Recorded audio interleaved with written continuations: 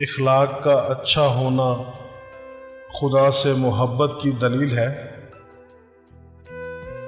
ताल्लुक भी रिज़्क की तरह होता है। बदनीयती आ जाए तो बरकत ख़त्म हो जाती है। और आप अपनी ज़िंदगी से भले खुश ना हो, पर कुछ लोग ऐसे भी हैं जो आप जैसी ज़िंदगी जीने के लिए तरसते हैं। जो इंसान बहुत लड़ने के बाद भी आपको मनाने का हुनर रखता हो, तो समझ लेना कि वो आपसे बेपनाह मोहब्बत करता है।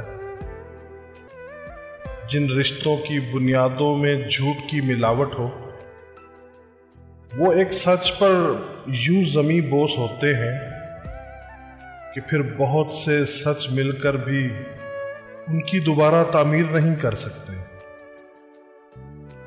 उन लोगों के साथ तो गुजारा हो सकता है जिनकी तबीयत खराब हो, मगर उनके साथ नहीं जिनकी तरबियत खराब हो।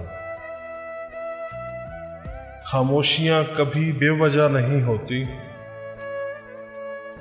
कुछ दर्द ऐसे भी होते हैं जो आवाज छीन लेते हैं।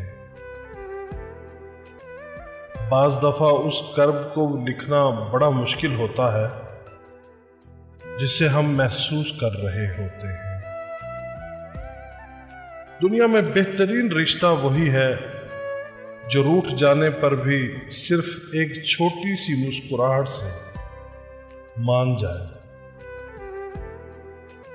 बोलना सबको आता है, बस किसी का दिमाग बोलता है, किसी का इखलाक बोलता है और किसी की जुबान।